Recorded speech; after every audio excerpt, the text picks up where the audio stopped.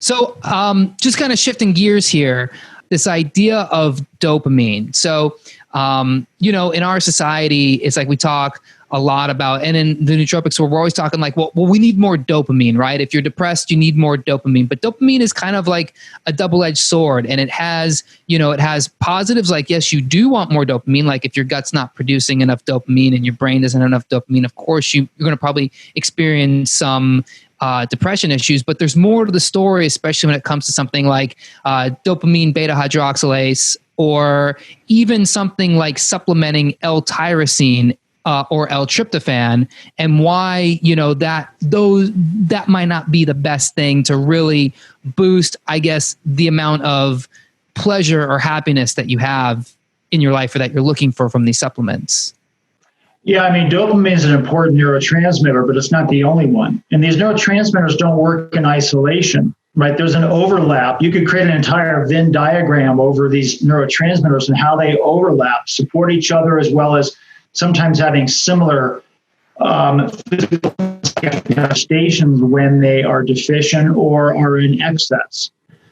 If you take something like dopamine is very interesting because it's a highly reactive chemical. The nerve cell does a good job at sequestering dopamine so that not a lot of it is readily. And so we need to have robust antioxidant systems in our cells. We do anyway, just because of metabolic activity tends to burn or generate free radicals. So the glutathione helps to neutralize that dopamine byproduct.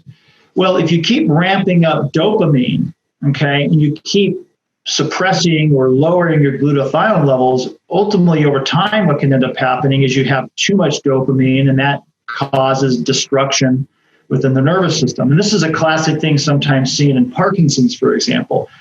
There is a loss of centers of dopamine in the brain, and many times when medication is given, it helps initially in Parkinson's, but you're driving up dopamine at many levels, and ultimately that has a negative effect long term. So I'm always cautioning people about this, that it's a balance, right? It's not about driving something up with amino acids or something else for this alleged desired effect. It's understanding, well, what are the negative consequences for even that person need to do that? So, for example, we know that dopamine gets converted to norepinephrine. And norepinephrine is very important for attention and focusing itself within the nervous system. And there's an enzyme that makes that happen called dopamine beta-hydroxylase. So dopamine beta-hydroxylase converts dopamine to norepinephrine.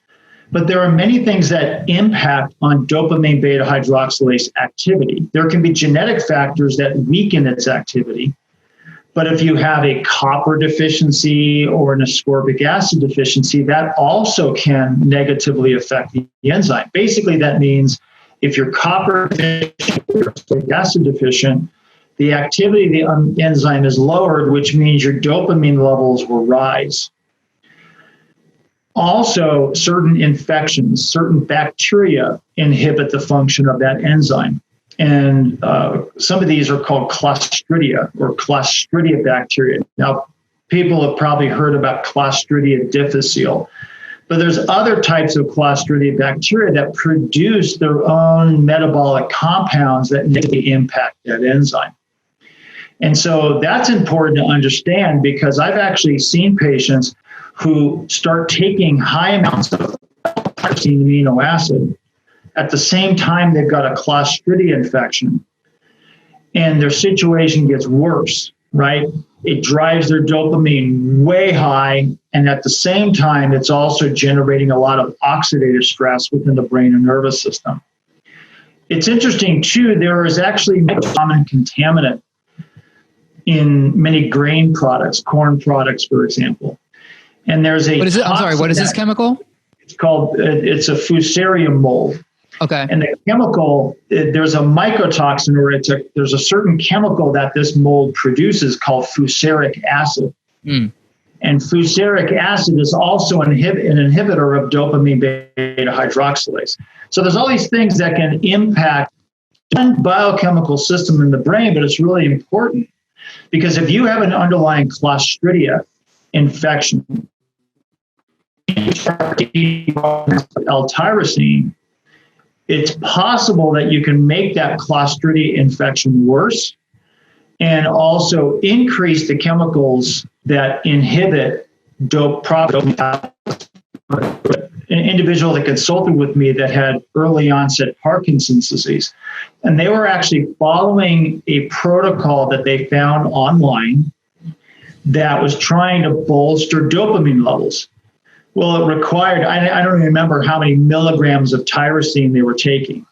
The problem was they had an underlying Clostridia infection. So these Clostridia bacteria, it's a whole group of bacteria. Most people know about Clostridia difficile, that strain or that species that can cause a lot of digestive problems.